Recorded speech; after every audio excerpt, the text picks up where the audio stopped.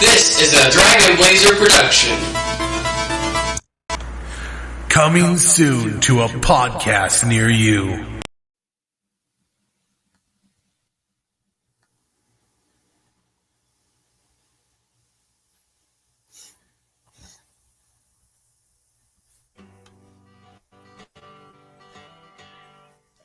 At last. A warm, sensitive, touching story about the close personal relationship between a man and a woman. Between a trucker and his dog. Fred, I'm so damn tired of picking you up. Fred! Between a father and his son. No way that you could come from my loins. And how they all took to the road one day for a quiet little drive in the country. And that's where most of the story takes place, by the way. Georgia to Texas and back in 28 hours flat with a truckload of bootleg beer. I'll be driving this one. Yeah, blocker. You be driving the truck. This is Bandit 1, and that is Bandit 2. Now, who would do a thing like that? You'd be crazy, you know that. Yeah, you know that. Yes. How much did you say it was? PDF, $400. Universal presents Burt Reynolds, Sally Field, Jerry Reed, and Fred. I feel like if this movie was made a few years later or whatever, but I feel like the Bon Jovi song Dead or Alive would be very fitting for this movie. $1,000 prize. Jackie Gleason as Sheriff Buford T. Justice. I gotta barbecue your Bandit. I got a Smokey report for you. What's your handle, son? My handle's Smokey Bear, and I'm tail grabbing your ass. This is Smokey and the Bandit, the story about a lazy weekend in Alabama, Texas, Mississippi, Arkansas, Georgia. Daddy, the top came off. No. We ain't gonna make it, son. We come this far, ain't we? Look, when we say we're gonna do a job, we do a job. It's me they're after. They don't even know planet snow exists. Oh no, my bush light is gone. I'll tell you what we're gonna do. Smokey and the Bandit, proving once and for all, it's not where you're going that counts. It's who the hell's in back of you.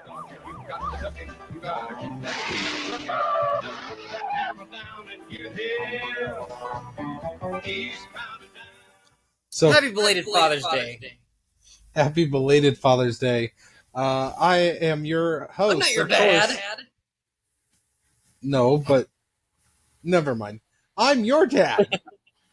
Anyways, first thing I want to say is welcome to Coming Soon to a Podcast Near You. I am your host, the Bandit Blaze, and this of course is Xavier Snow. Isn't that what that guy's nickname was? Snow or something? I don't remember. That's fitting. Can't remember. But anyways, so we watched Smokey and the Bandit for Father's Day because my father, his grandpa, favorite movie is Smokey and the Bandit. So we decided we watched my mother's favorite. So now we've decided to watch my father's favorite for Father's Day. And first thing I want to say is that trailer was awesome. Oh yeah, the trailer. I love that trailer. I feel like the trailer definitely does exaggerate how good the movie is. I mean, the movie's not terrible. I'm not denying that. But the movie does kind of just take place mostly on the road, just driving, lots and lots of driving. Right, but the thing I loved about it is that I love the way they did the trailer. I like the fact that they were like, this is just a movie about a nice, quiet trip to Arkansas and Texas, and then every time you're seeing you're seeing cars just crash. So they're saying one thing, and then obviously craziness is happening. I just thought the trailer was great. Yeah, I agree. I did. That's the first time we've seen the trailer, and yeah, I liked it. This trailer gets my snow shine seal of approval. Great trailer. So, anyways, we watched the Burt Reynolds classic, Smokey and the Bandit, and the synopsis. The Bandit. Did they have a name other than just the Bandit? Did he ever give a real name? Just the Bandit. I don't think they ever gave a real name, did they? It was just the Bandit, huh? Although as for the Smokey part, I remember like the first thing I remember hearing about that was like, oh, Smokey, so like that bear from the A-Team for like Murdoch, stuff like that. I thought this was going to be more like a cartoon or some sort of spin-off of the A-Team or whatever, but no, this is its own movie. It's not a terrible movie. It's actually a pretty decent movie in my opinion. But I did not know that Smokey was like a term used sort of like the popo for the police.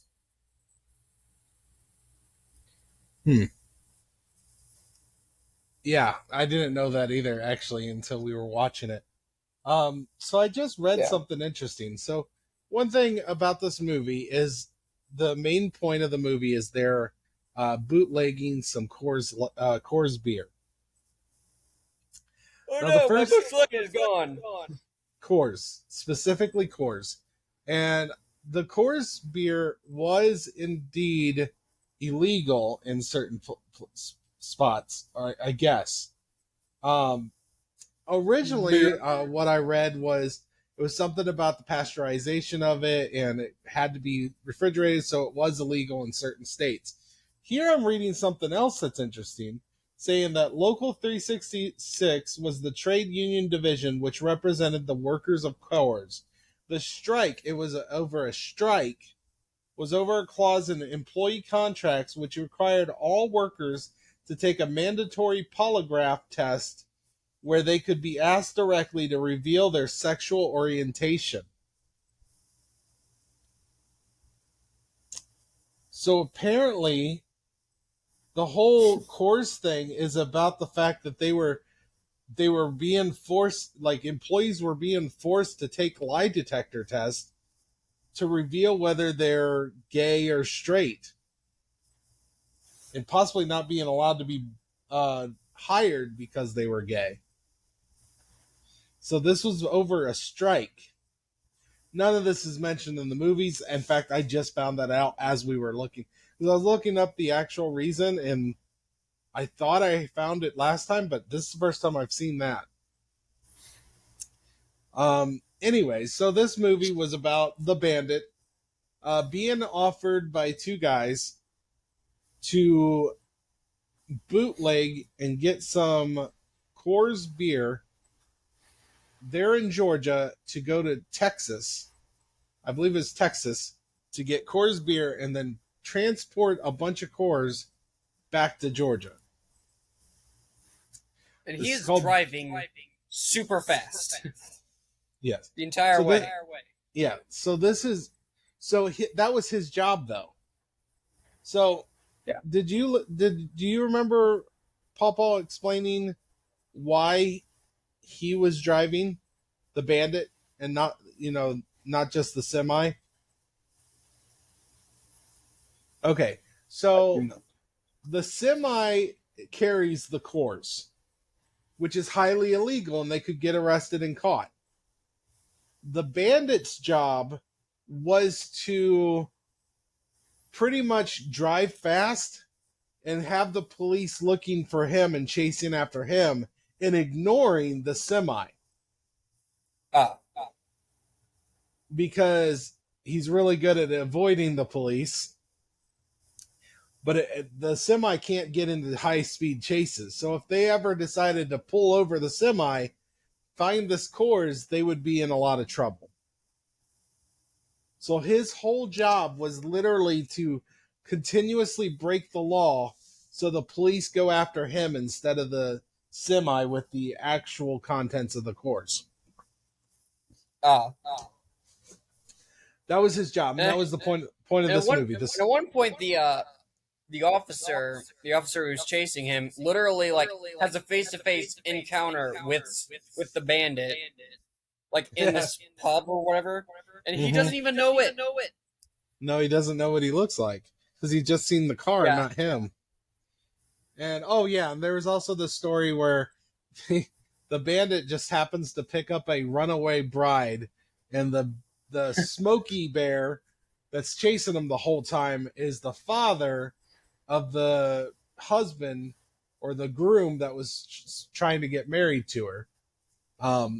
Which this works out for the bandit because, once again, his whole point is to try to get the police off of the semi and onto him.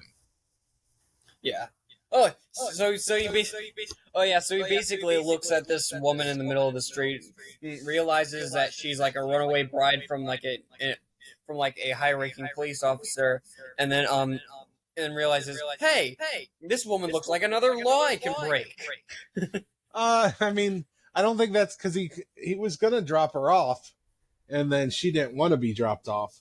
But yeah, I guess he didn't mind it. But essentially, the bandit's a decoy. That's his whole job, is to be a decoy. That makes a lot more sense in the context of the movie. I feel like I would have wanted to know that. I don't remember Papa mentioning that at all, but like, yeah, that feels, that makes a lot more sense. I believe I asked him directly, and I'm not sure. I can't remember if it was during the movie. Maybe you just weren't in the room at the time. I'm not sure when I asked him, but yeah, I asked him about like what is the point of him, because and he's like, well, his job is to keep the police off the semi. So yeah, it made a lot more sense what he was doing. That's why he was doing all those dangerous things. It was literally because dangerous things gets the police on you and not on the semi. But yeah, so they make the run. They go to all those states because they're driving through, and they succeed in bringing all the Coors to the people they brought them to. So that's the synopsis. What did you think of Smokey and the Bandit?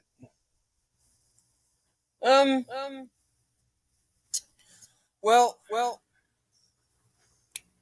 the fact that most of the movie was mostly just taking place on the road means that it's definitely meant for more of like a countryman demographic, people who really like cars.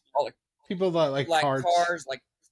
Car chases are very popular. If you like the movie Cars, then you would like this movie or something. But except that's more like a Pixar movie and Pixar demographics. Though I feel like the difference between this movie takes place more on the road than Cars does. Yeah. Cars has more of in human interactions with the plot, with the whole personification kind of stuff.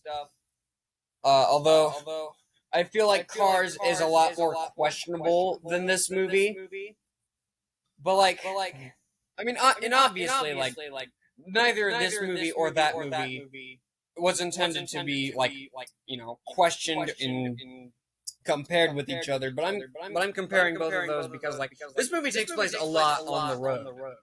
But anyways, though, I asked you about this movie, not Cars. Yeah, okay. But this term, I'm gonna give this movie 4.5 out of 10 Bandits. I give it 6. I thought this isn't my genre. Let's be honest. I don't mind a good car chaser or whatever, but I'm not like in love with cars. I feel like a lot of the stuff that goes in here hasn't. And you know what? Actually, I'll give it a 5.5 out of 10 because there's a bonus because like even though there's a lot of things that haven't aged well, there's a lot of things that like I feel was really good for its time. Like there's a lot of diversity. That's what I'm like giving it an extra point for. Like there's a lot of there was a lot of diversity. There's a lot of racial diversity that I would not expect in a movie from the mid 1970s. Well, no. It wasn't just that it was mid 1970s. You're talking about Georgia. You're talking about the demographic that this would appeal to, car lovers and right. down home country You boys, sound stuff like like you're that. taller on the phone.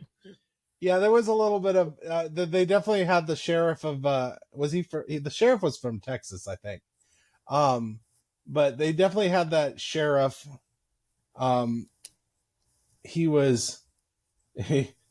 definitely made some. He didn't outright throw out some racism, but it was definitely racially profiling when he saw that the one sheriff was black. He's like, well, you sound a lot taller on the phone or on the CB. And, yeah, but you know what? He was also the villain. So I don't mind that I don't mind a good old racist villain because you're a villain. You're bad. You're supposed to be bad. The actor did a very good job at making this character like as unlikable as possible. Like, I mean that right. But like he's not unlikable in the sense that like you hate the villain, but like he's a sense that like you love to hate him. He's a cartoon villain. He really is. He was very cartoony. Yeah. He was just over the top. He was fun. He was a fun villain. Yeah.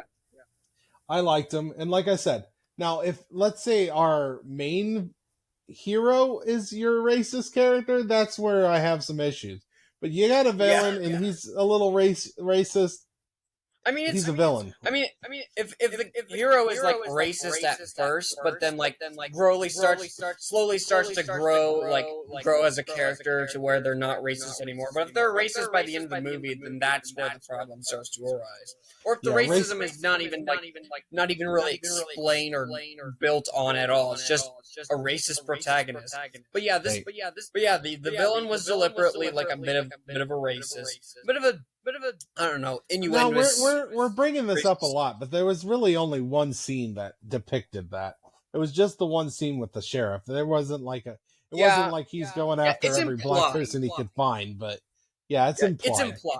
But like I said, villains doing villainous stuff, I'm all for it. By all means, villains should do villainous stuff. But so I did enjoy this movie a lot more than I expected.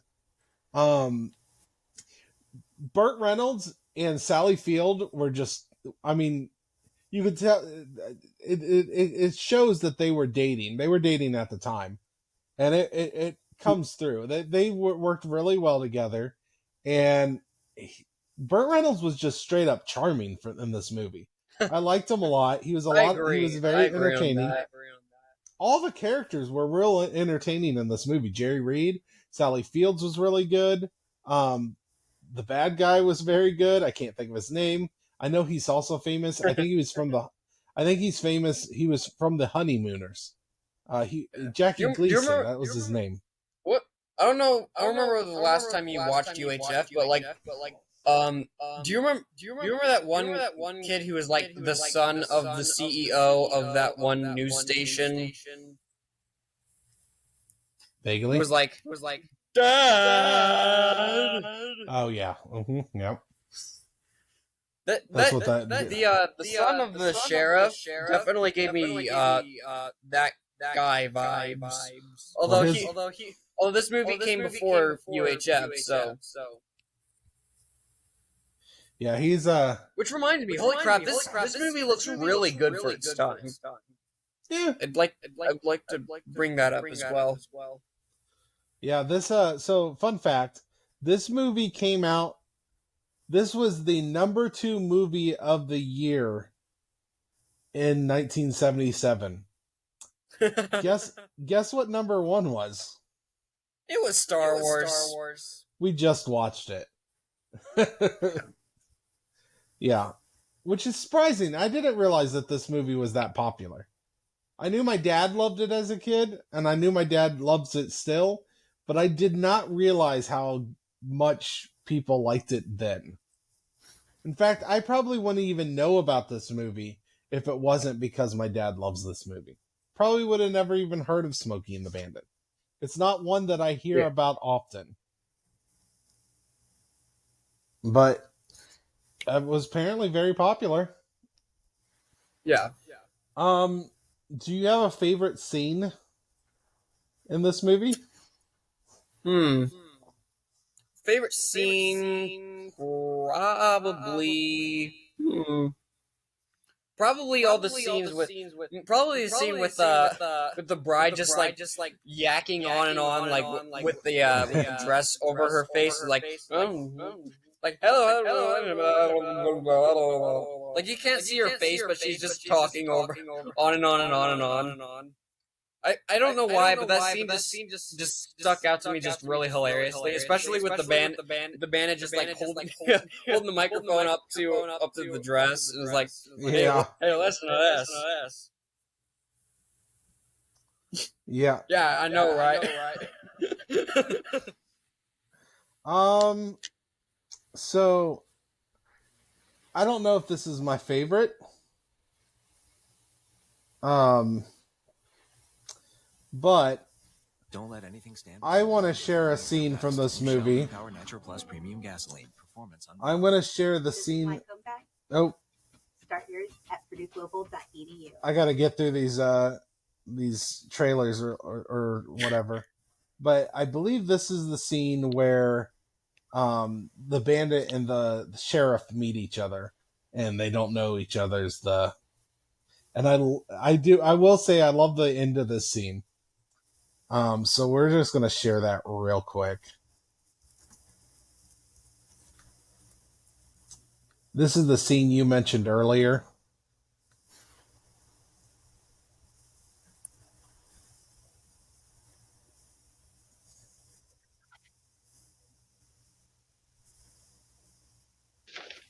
How much owe you, ma'am?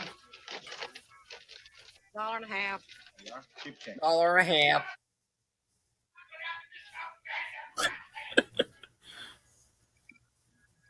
Let me have a Diablo sandwich, a Dr. Pepper. Make it fast. I'm in a goddamn hurry. You want some? Hush, Brother Daddy. We got no time for that crap. You son of a bitch. Diablo and Doc. Stack in my slip. Hurry, huh, Sheriff? Bet your ass on that boy. Oh, you got a little mess there. Let me help you out here. Get that off of there. That's an officer. Much blind. Who are you chasing?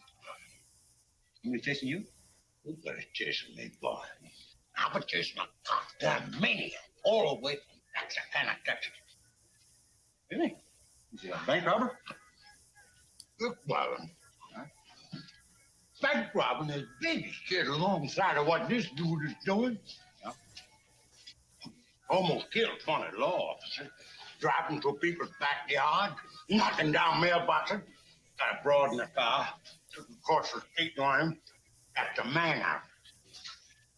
Now, I don't think he's got a permission, and that's getting him. How's that behind this? It's like this dude rolls a critical 20 on charisma checks just every single time he speaks. No, you're an officer of the law. I'd be honored. Much obliged. Where's the can? I got to take the squirt. All right, back there. Just one.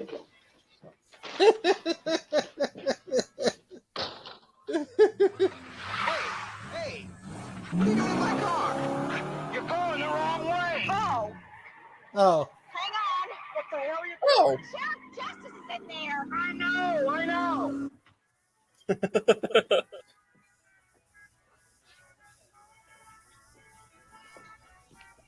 Thank you, nice lady.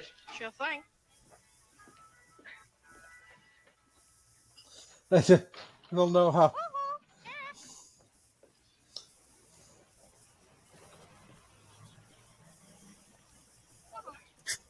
The toilet paper scene's kind of stupid, but whatever.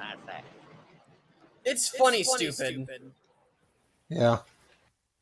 Go to your happy price. Priceline. No, Priceline. I don't want to go to Priceline.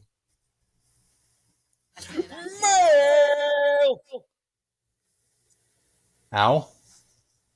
Oh, sorry. Did you feel the need to yell there? So anyways, yeah, I enjoy the way he realizes what happened, and then he's just like grabs, gotta go. He just runs out of there. It was a funny scene. I liked it. Do you have a favorite character from this movie? Definitely the Bandit, but like if you were to exclude protagonists, Obviously, main yeah. I don't think we should be excluding main characters anymore, because there's a lot of cases where I just like certain characters more than the main character. Man, I feel like it's common enough that we should just alleviate that role. Well, you know what? You can say the Bandit, but then give us your second, okay? All right, fine. But I agree, the Bandit's probably he is a great character, which is why he's the lead. He's the main character. He was real likable. I liked him a lot. Yeah. As for the non-protagonist my favorite would probably be the woman. I don't know her name, but she is female. I can't remember what her name was in the movie, but it's Sally Field. The bride. The bride.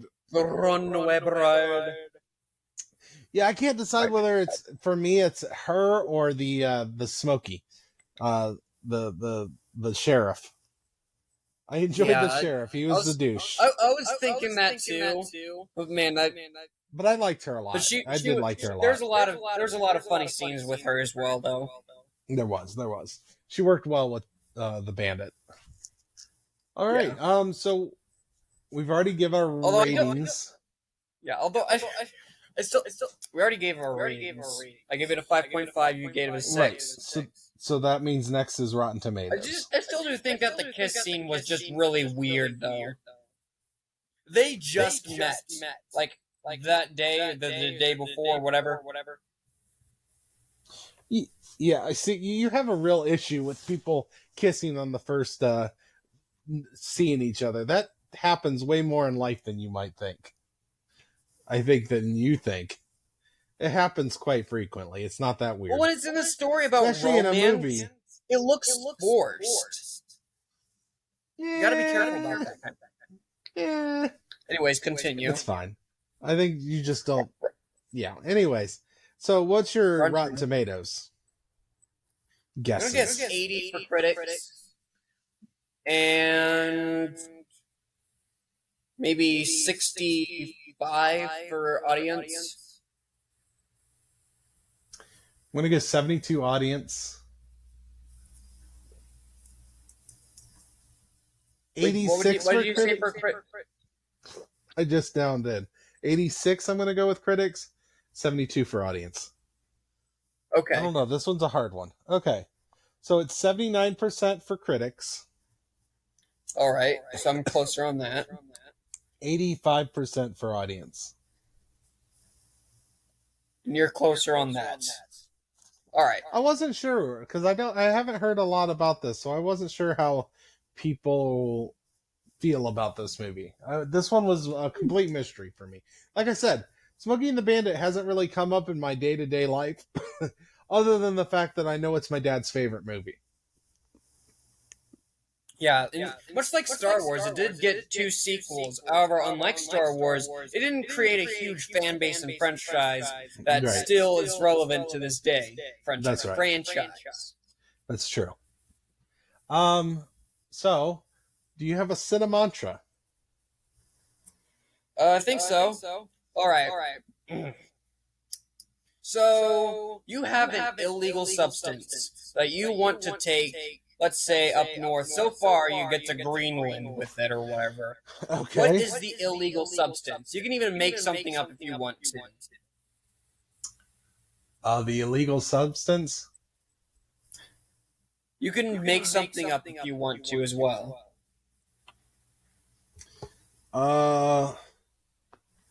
We're gonna go with. Tough question. Do I go topical?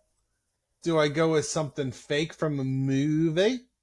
Do I go with something from the 90s, like when I was a kid that no longer pretty much exists today?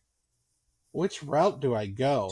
Do what you want, man. If we go topical, we could go with Bud Light. I gotta save the Bud Light since it's turning everyone gay, and we've got to protect that. Something from the 90s. A bunch of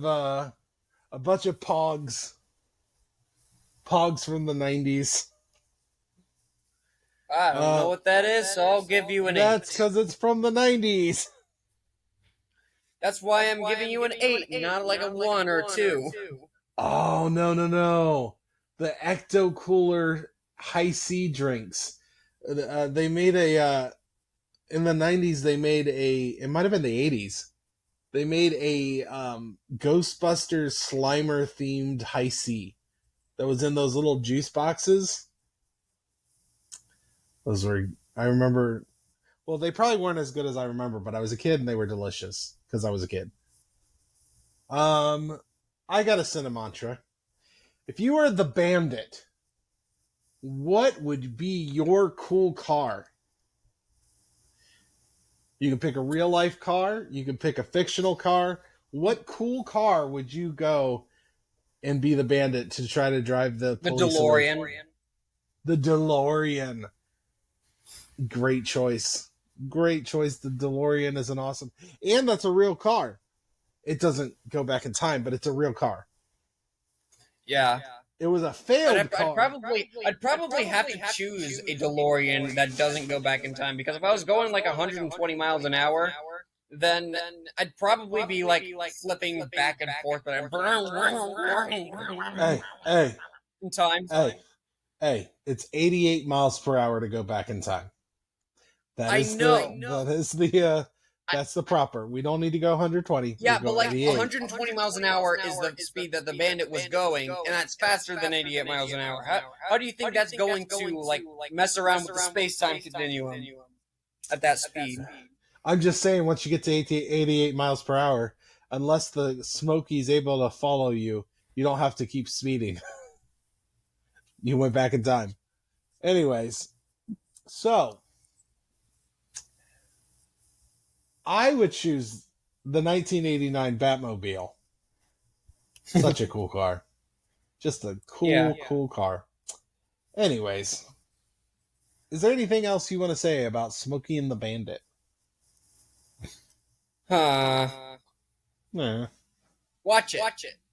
It's an interesting movie. It's all right. It's not bad. Both my parents have movies that are in genres that aren't really my thing. I will say that I enjoyed this one better. I can get into a good car chase. It's just not my thing.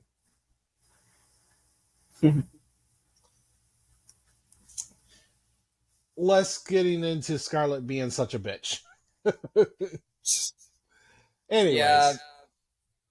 Where can we find this you? had a protagonist that I think we can agree was quite likable. Yeah, he's a lot but, like you. The protagonist for Gone with the Wind was a bit not likable.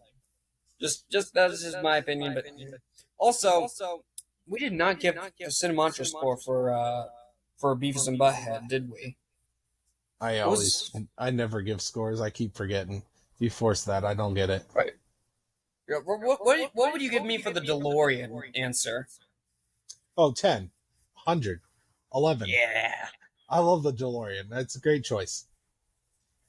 It's not the Batmobile, but it's damn close. Right. Okay, so when you said drinking a bunch of vodka, I'd probably give you a 6 for the Cinemantra for the last one. But like, what do you give me for doing? What was it? Hawaii. Hawaii, I give you a 9. I agree. All right. Hawaii would be cool. All right. Cool. So plug up pluggables. Yes, plug them. I am Crycan Artist on the YouTube, on the Facebook and the Instagram, as well as kind of the Twitter and the TikTok, and I am accepting commissions. I've commissioned stuff is on the Instagram and the Facebook, details on there, and I'm also Snowshine Gaming on YouTube, where I play video games in a Let's Play kind of fashion. All right, well, now, who are you? I am Dragon Blazer Productions on Facebook, Instagram, YouTube, and the TikTok. And you can also find me at Dragon Blazer Pro on the Twitters. You can find this coming soon to a podcast near you on the YouTubes by itself. All right. Yeah. Next time we'll be watching Spider-Man, which will be our second multiverse movie. Second multiverse movie. Yeah. All right. Man, we've waited so long for this. I know. I love me some Spider-Man. All right. Yeah. That's all. Auf Wiedersehen. Oh, once again, please, if you will, like and subscribe onto our YouTube page titled Coming Soon to a Podcast Near You, where all these wacky podcasts where we watch movies and review them go on. I hope you all have a wonderful day. Peace.